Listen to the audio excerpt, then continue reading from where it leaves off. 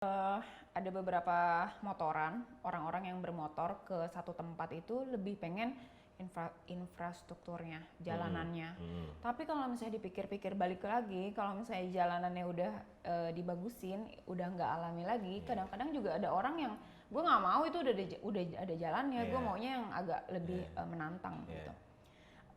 Makin banyak orang ke situ makin banyak sampah dan mental kita ini kadang-kadang buang apapun ya asal buang aja, plastik kecil, bungkus apa atau rokok atau apa banyak banget yang asal buang dan mereka mikir cuman gue doang, tapi kan kalau semua orang mikirnya kayak gitu pasti kan akan meninggalkan sampah. Tuh dengerin.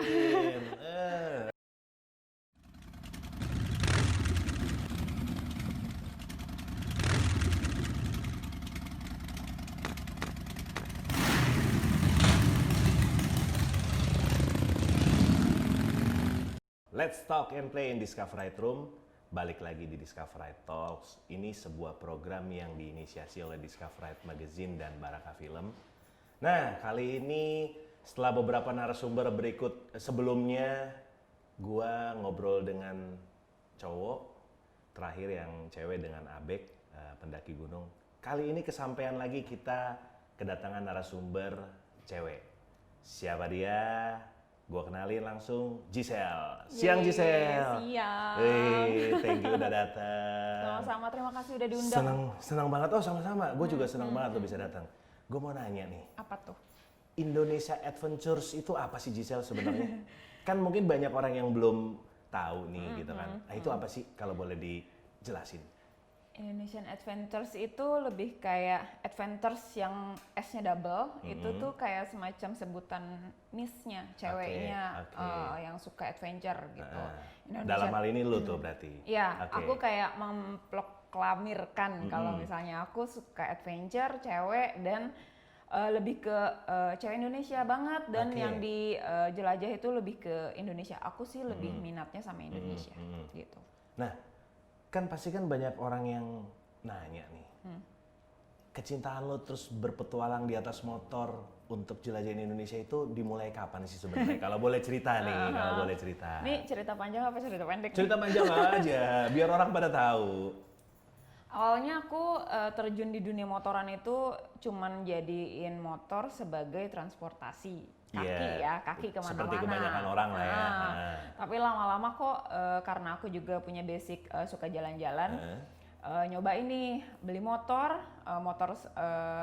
emang idola dari zaman sekolah dulu, terus gabung ke komunitas. Nah dari situ aku baru itu sekitar 2008. Wih 2008 tuh, oke.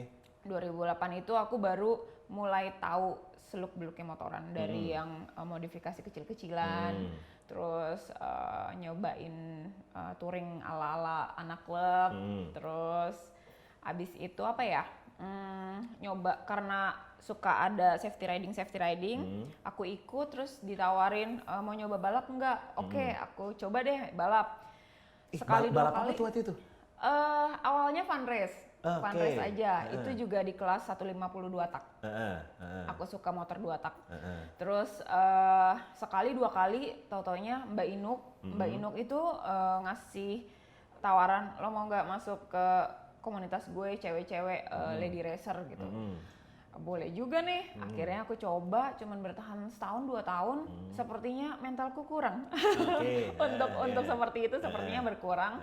Akhirnya coba yang lain, nyoba freestyle, bonyok-bonyok di mana-mana. Dan sampai akhirnya aku ditawarin untuk eksplorasi.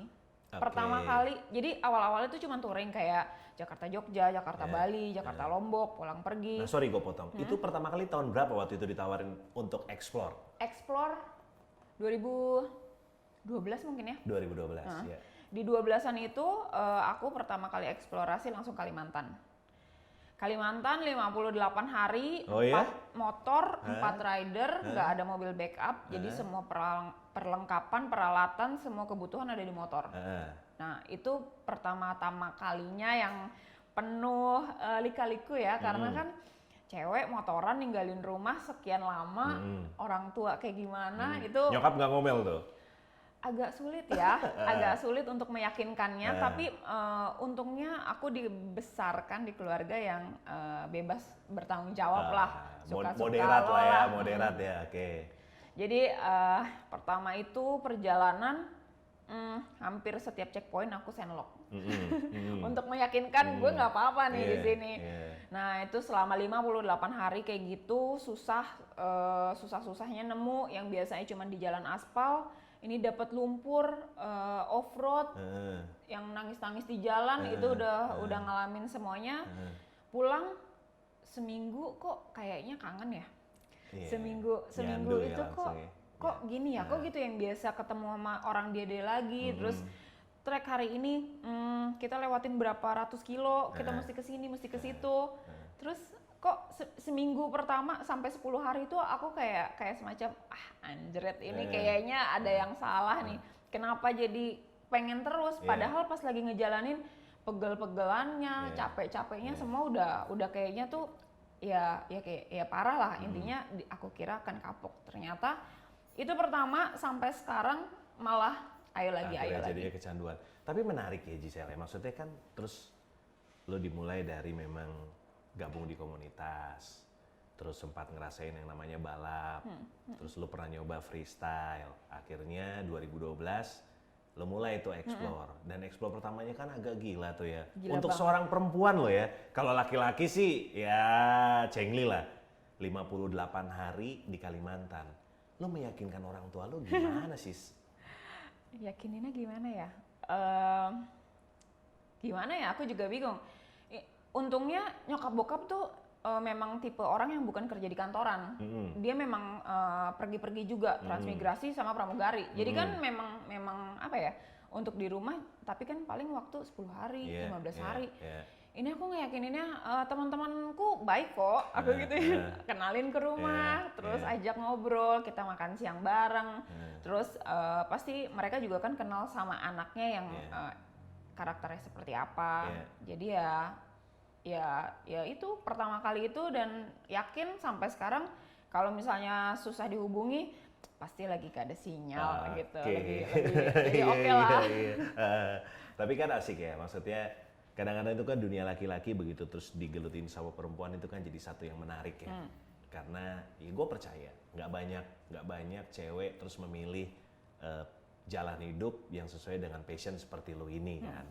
Nah, ada pengalaman menarik gak sih yang pernah lo dapetin di jalan terus yang tiba-tiba, waduh ini lo nggak pernah lupain lah sampai sekarang? Pengalaman menarik apa ya? Banyak pengalaman yang tidak terlupakan karena masing-masing kan beda-beda ya. Tapi ya sebenarnya kalau misalnya udah di atas motor udah nggak ada cewek cowok lagi. Aku ngerasa ketika aku punya kecintaan sama motor dan kecintaan sama Indonesianya terlalu, jadi kenapa nggak dipakai untuk yang positif? Jadinya aku nyalurin hobiku jalan-jalan dengan kecintaanku dengan negara yang tercinta ini, bikin dokumentasi lala-lili supaya semua juga orang bisa ngeliat. Dan pengalamannya tuh banyak. Aku pernah ditinggalin di rombongan, lebih tepatnya tertinggal karena kekurangan bahan bakar, pernah terus harus eksplorasi untuk menyelam karena di situ keindahan bawah lautnya tapi aku ada trauma dengan di bawah air. Itu juga pernah. Jatuh dari motor mah ya sudah seperti ini ya, udah pasti ada pernah sekali dua kali. Terus ya lebih ke gitu sih. Jadi aku menurutku pengalamannya tuh capek-capeknya off-road pasti bakalan kebayar sama apa yang nanti kita lihat. Tapi kan gini, kan kita tahu lah sekarang kan media sosial kan gokil banget ya Sel. Semua orang bisa ngelihat aktivitas siapapun, termasuk semuanya gua ngeliat aktivitas lu, terus teman-teman ngeliat aktivitas lu. Nah finally kan memang di luar dari lu main motor kan, kita juga harus jadi storyteller yang bagus kan, yang baik lah, untuk bisa ngasih tahu nih Indonesia tuh gokil banget gitu kan. Kan lu beraktivitas di atas motor nih, gitu kan. Terus pasti riding akan jadi skill yang paling banyak lah nyita waktu lu keseharian pada saat riding. Nah, pada saat emang terus lo ngelakuin explore ke satu daerah segala macam, apa sih yang lo lakuin sebenarnya dengan teman-teman di Indonesia Adventures itu, Sel? Yang pasti datang ke tempat yang belum banyak orang tahu. Awalnya itu. Terus dari yang aku nggak bisa cerita, aku belajar untuk ngasih tahu kalau misalnya di sini tuh ya gimana ya? Untuk datang ke sana memang susah. Aksesnya tuh belum semulus dan semudah karena pasti yang cakep-cakep aksesnya pasti jelek tuh. Dan apalagi yang potensi-potensi yang belum jadi pariwisata gitu. Jadi ya aku lebih sering tuh ngajak dan nyadarin orang-orang yang di sana untuk lo mesti sadar dulu kalau misalnya halaman depan rumah lo tuh bagus. Soalnya kan si Ibu Pertiwi ini kan cantik banget. Cuman karena kita udah biasa ngeliat yang cantik-cantik jadi itu biasa aja. Jadi ya lebih ke nyadarin kayak gitu, banyak yang cantik di sana. Terus lebih nyadarin juga ke safety riding. Karena kan orang biasanya ya motoran aja, nggak mentingin yang ini itu. Jadi kalau misalnya dari aku pribadi, aku lebih fokus kedua itu, ke potensi pariwisata sama safety ridingnya. Jadi berkendaranya bukan motornya tuh paling apa. Paling tidak lo bisa ngasih tahu lah ya, atau bisa jadi inspirasi pada saat emang riding ya lo harus tetap jaga tuh safety ridingnya kan. Gue mau tanya nih Sel nih, yang belum pernah, mungkin orang, gue nggak tahu ya, ada banyak orang tahu atau enggak. Lo pernah bekerja di sektor formal, Sel? Sektor formal belum. Oh ya? Jadi begitu emang bener-bener lo sekolah, terus bergelut aja dengan motor gitu? Lebih tepatnya mungkin udah kali ya, tapi aku nggak ngerasa itu jadi kayak main-main ya, karena aku tuh kuliah di informasi akuntansi. Aku coba untuk kayak biasanya kan kalau misalnya mau jelang tugas akhir kita mesti magang-magang gitu, nyoba magang sekali, 2 kali. Terus kok kayak gini ya, kok kayak gitu ya gitu. Terus selesai kuliah ternyata aku sempat bekerja di kantoran gitu. Selama berapa lama ya? Tapi nggak bertahan lama gitu.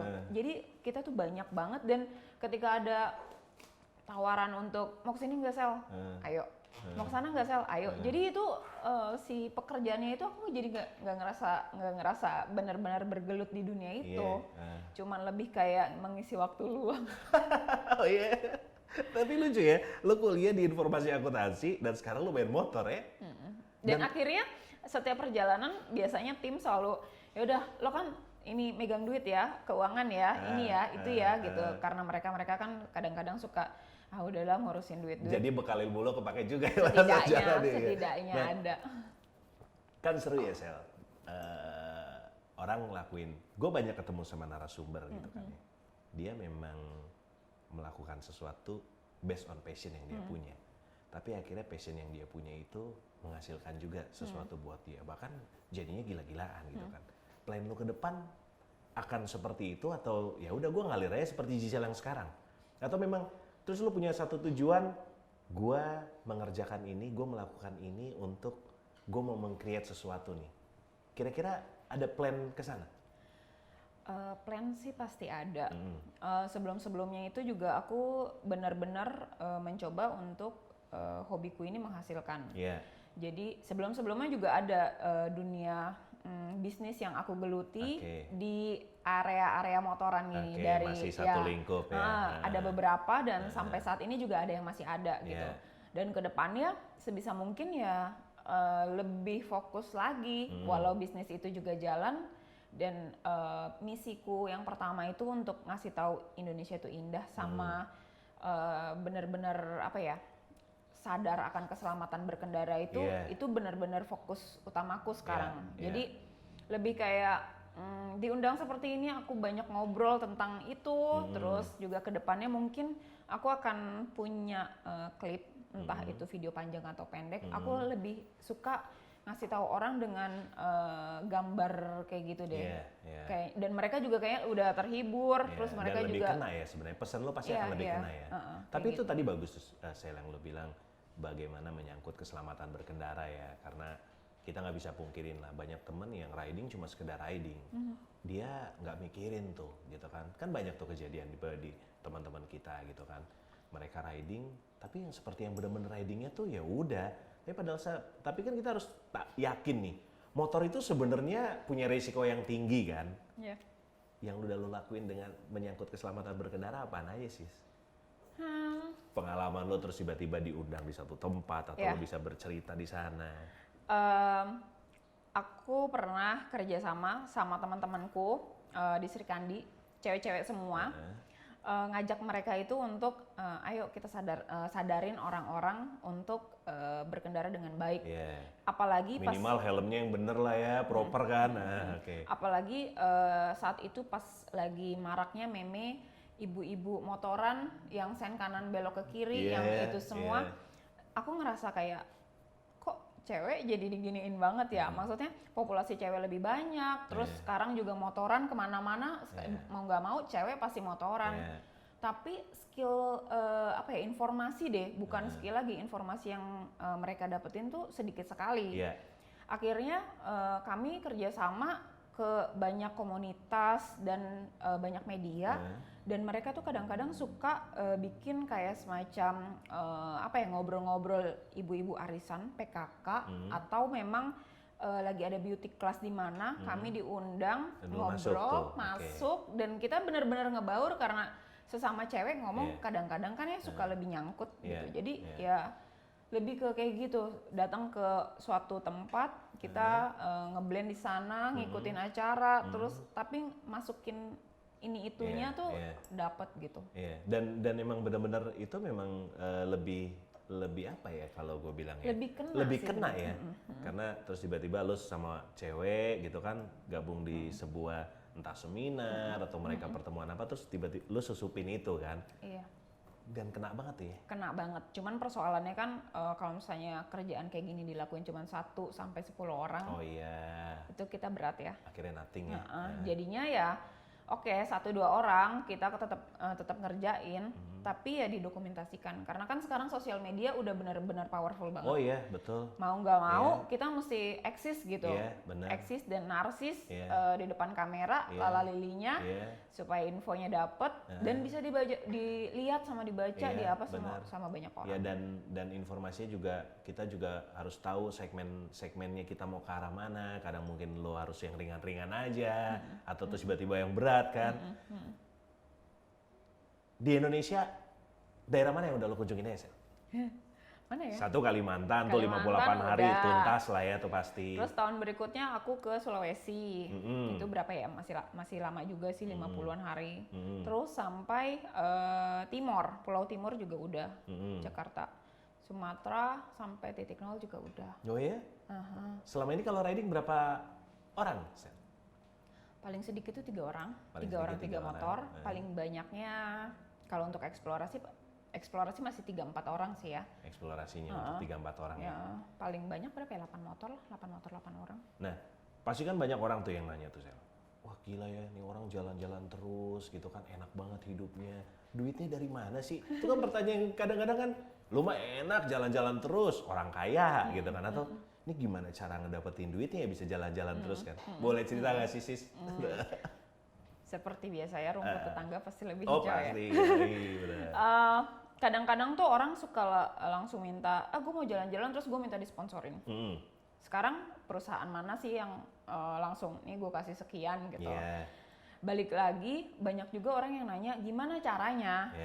Tapi aku lebih kayak semacam, lo bikin kreasi kecil-kecilan aja dulu, yang keren gitu.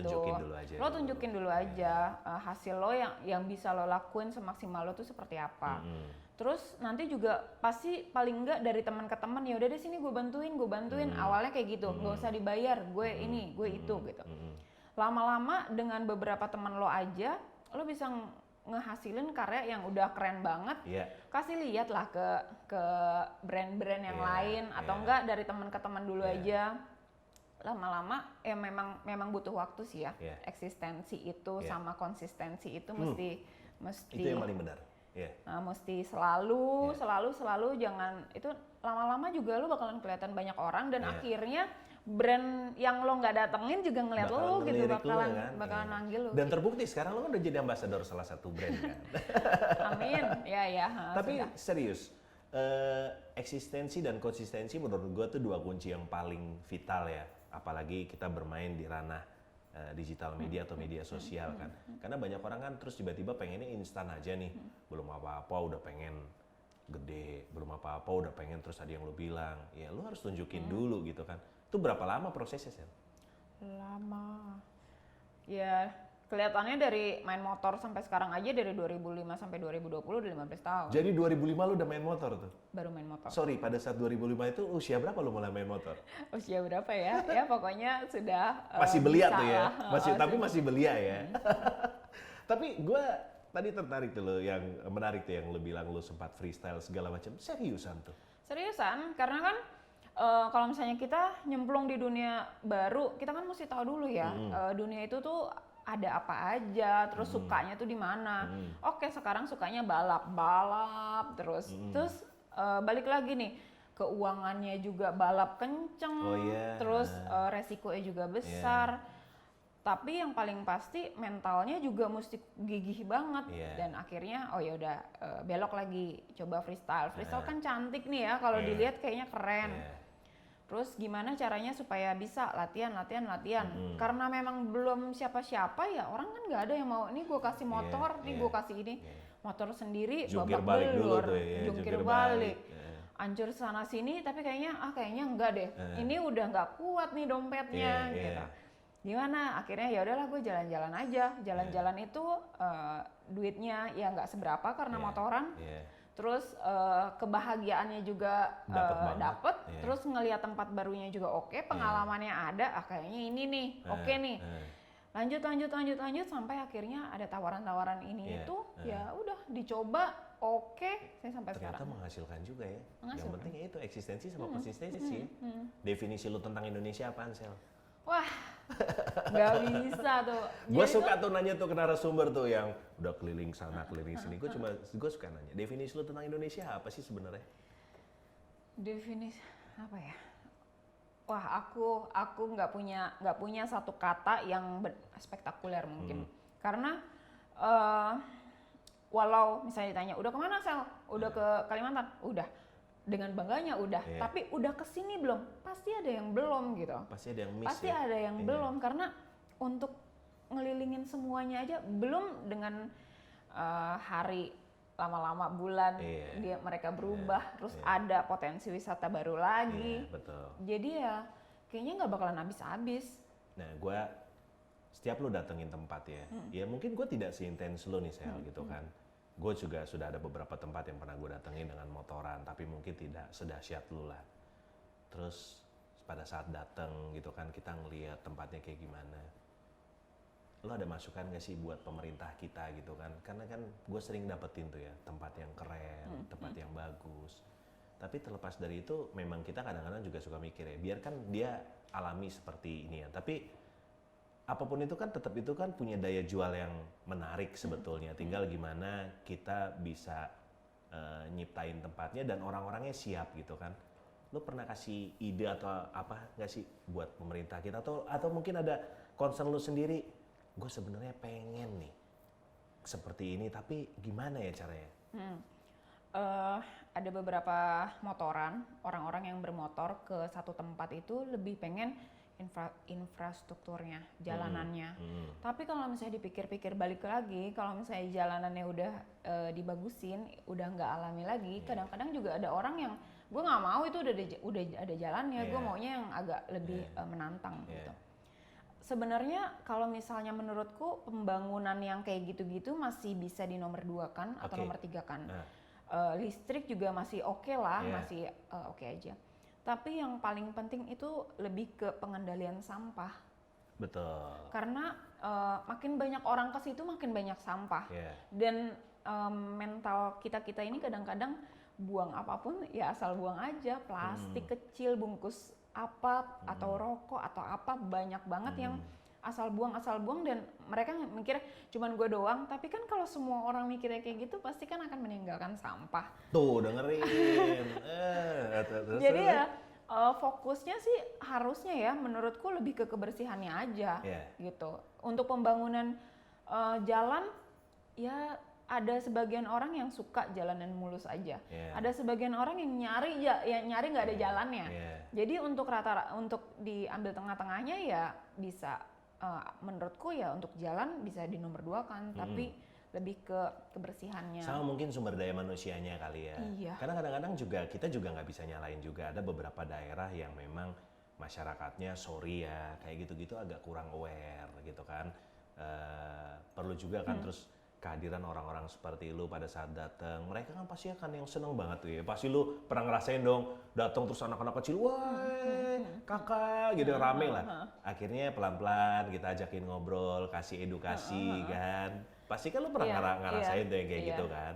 Iya, jadi aku pernah datang cuman di Lampung doang, di Lampung pojokan sana tuh ada. Lampung pojokan tuh di mana sih? Pantai. Soalnya pojokan lu nggak bisa terdeskripsi dengan baik nih, kadang-kadang pojokannya ada di mana gitu kan? Dia terpisah dari Pulau Sumatera. Oke. Kalau nggak salah di pantai di Pulau Pisang. Di sana itu warganya saja sudah punya kesadaran untuk mungutin sampah. Oh ya? Di pantai itu setiap hari apa gitu. Yeah. Jadi mereka udah nggak neriak-neriakin lo buang sampah di tempatnya dong.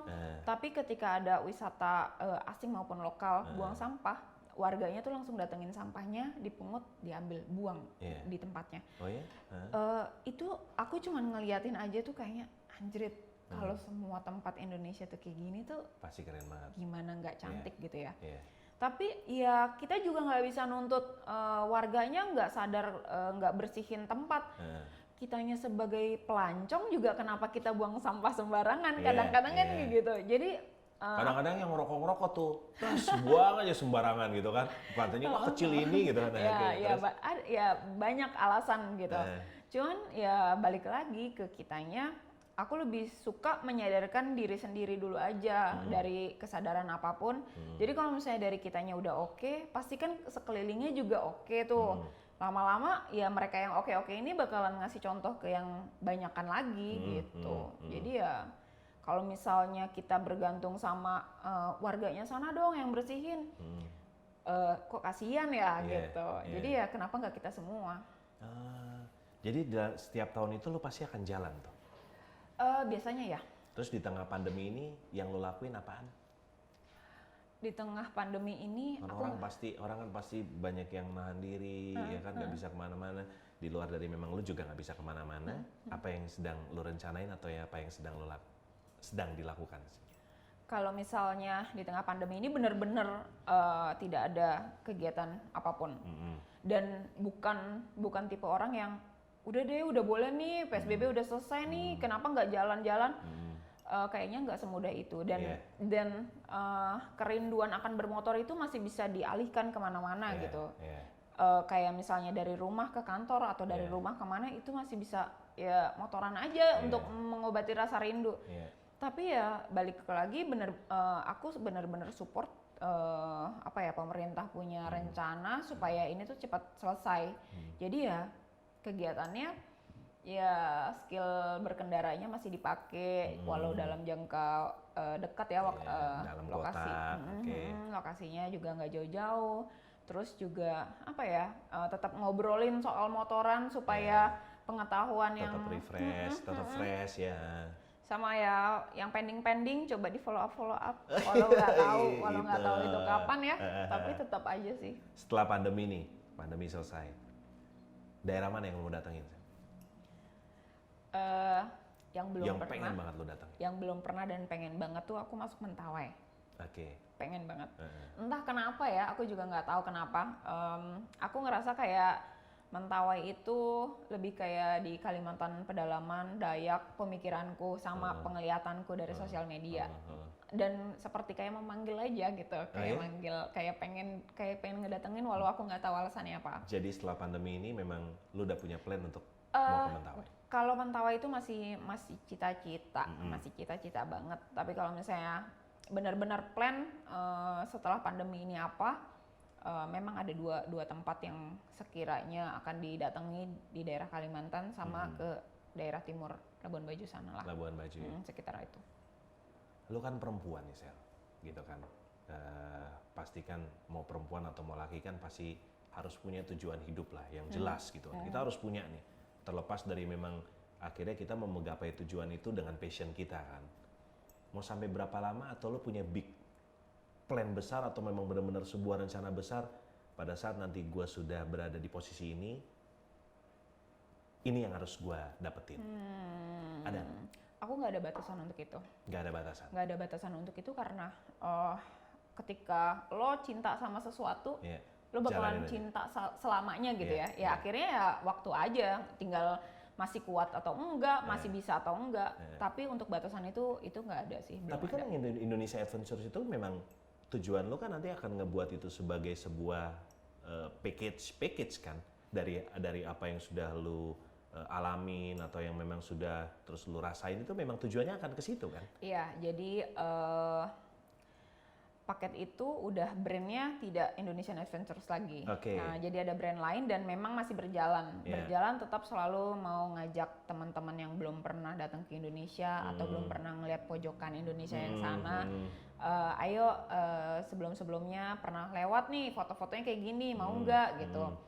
Dan memperkenalkan Indonesianya benar-benar lebih dalam lagi, lebih jauh lagi gitu, supaya makin banyak yang tahu Indonesia, jadi bukan Bali doang Indonesia. Oh iya, betul, gitu. Setuju gue. Jadi ya, karena apalagi kalau misalnya turis-turis mancanegara, bule-bule itu lebih, jadi gimana ya, orang Indonesia itu tidak sadar kalau misalnya kita tuh kaya banget. Iya. Itu kata-kata lo yang, kalimat lo yang paling keren tuh. Mereka itu nggak ngerasa kalau misalnya lumpur di Kalimantan, terus di dasar lautnya di bagian timur, terus panas teriknya di Sumatera, terus kopinya di semua Indonesia, itu sebenarnya potensi-potensi yang orang lihat di sana gitu. Tapi ya kita cuma minum nih kopi lokal gitu, dan malah banyak generasi muda malah lebih suka kopi-kopi yang didatangkan jauh-jauh dari sana, tapi tidak membanggakan punya kita, betul. Gitu. Jadi aku nggak bakalan capek-capek ngobrolin kayak ginian, mau sampai berbusa, mau sampai apa, aku akan ulang-ulang. Jadi benar-benar mental kita tuh jadi kayak Indonesia kaya, tapi mentalnya miskin gitu, mental orang-orangnya tuh miskin. Dan itu mental itu kan untuk ngerubah supaya jadi bisa merasa kita punya itu kan agak sulit. Jadi ya terus-terusan aja dimasukin lagi. Kayaknya gitu. Sumatera aja kalau lo explore aja 5 tahun nggak selesai itu ya. Kalau kita mau paksain untuk datengin tempat-tempatnya gitu kan, karena ya udah, karena saking luar biasanya. Jawa deh, nggak usah jauh-jauh. Kita perjalanan Jakarta-Bandung aja kalau kita mau lewat, kita mau coba rute yang baru, pasti lo nemuin sesuatu yang baru kan. Pasti gitu kan. Bener. Berarti di Indonesia Adventures itu memang punya tim ya, Sel? Maksudnya punya tim yang ada videografernya, ada fotografernya. Jadi pada saat lu jalan memang lu bawa itu ya? Iya, jadi biasanya kalau misalnya ada perjalanan, aku sendiri tuh selalu kolaborasi sama teman-teman. Teman-teman itu biasanya dari dokumentasi ya, videografer, drone, semua masuk. Terus nanti biasanya aku juga suka jalin sama komunitas lokal. Jadi biar tahu nih yang baru saat ini tuh apa, ada tempat baru apa. Terus ya yang pasti sih dokumentasi itu udah pasti penting banget, karena kan ya itu tadi 1-2 orang atau sekali 2 kali jalan itu nggak bakalan bisa ngasih lihat banyak orang kalau misalnya nggak didokumentasikan dengan baik. Iya, karena disitulah tempat lo bercerita kan nantinya kan. Tapi keren sih, maksudnya gue ngeliat Instagram lo ya, terus gimana ya lo juga coba sampai diving ya kan, sampai diving ngeliat keindahan bawah laut, terus sempat lo di Toraja ya kalau nggak salah ya. Toraja juga masuk. Toraja, terus di Toba ya pernah juga ya. Jadi memang udah praktis, memang pada saat lo ngejelajah, lo explore ya memang lo akhirnya jadi storyteller yang mengasihkan kan? Masih belajar karena. Tapi udah nggak belajar itu udah keren itu. Soalnya aku ngerasa walau misalnya nih udah berapa tahun nih motoran nggak bisa dikategorikan gitu juga, karena setiap harinya tuh kita pasti mesti ada lagi yang diasah, mesti kayak gimana lagi gitu. Dari skill motoran aja kayak gitu, apalagi skill untuk berbicara, ngasih tahu orang, karena kan pemikiran orang beda-beda. Jadi apalagi aku yang tadinya nggak bisa ngomong, Bang. Oh ya? Aku tuh agak sulit ngobrol sama orang asing, terus dan akhirnya sekarang bisa diundang kemana ngobrol, dan mau nggak mau aku mesti nyampein misiku itu. Iya. Jadi emang benar-benar apa yang lo lakuin ya bisa bermanfaat juga. Minimal kalaupun memang tidak langsung, tapi apa yang ada di media sosial lo, terus lalu lagi ngebangun juga ya kan YouTube channel Indonesia Adventures kan, orang bisa ngelihat dan akhirnya bisa menginspirasi orang untuk datang ngikutin jejak lo. Sel, thank you banget. Gue senang banget bisa ketemu sama lo. Sama-sama lo. Mudah-mudahan kita bisa kolaborasi ya. Amin. Karena gue sama teman-teman di Discovery sejujurnya tahun ini tuh kita mau ngadain event, namanya Jejak Tanah Celebes. Tapi karena pandemi akhirnya itu seharusnya jadi event activation perdananya Discovery.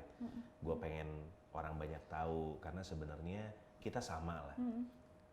Gue dan teman-teman tuh memang pengen bikin ini sebagai media yang walaupun memang sederhana tapi bisa nyampein banyak hal tentang Indonesia. Thank you banget Sel, gue senang banget bisa ketemu dan ngobrol-ngobrol. Karena gue sebenarnya juga udah pernah tahu lo dari teman gue gitu kan. Dan wah kayaknya nih asik nih ya kalau kita bisa kolaborasi nanti di Jejak Tanah Celebes, Indonesia Adventures dengan Discovery. Boleh Sukses banget. ya Sel, Terima kasih, sukses dengan segala apa yang lo lakuin. Dan gue sih pribadi bangga ya. Ada perempuan yang care banget, terus dengan passionnya berpetualang di atas motor, terus lu bercerita. Sehat-sehat terus Sel. Terima kasih. Salam buat keluarga, salam buat teman-teman di Indonesia Adventures. Oke. Doa gue yang penting sehat-sehat dan sukses ke depannya. Amin. Thank you ya Sel. Terima kasih. Tuntas ngobrol-ngobrol sama Giselle. Waktunya terbatas banget sebenarnya, padahal banyak banget yang mau digali. Tapi next bakalan hadir lagi narasumber lain yang punya mimpi sama seperti Giselle, punya mimpi, punya semangat, cita-cita, keyakinan, melakukan sesuatu. Tujuannya untuk apa sih sebenarnya? Ya untuk orang banyak, terutama untuk bangsanya. Sampai ketemu di Discovery Talks berikutnya.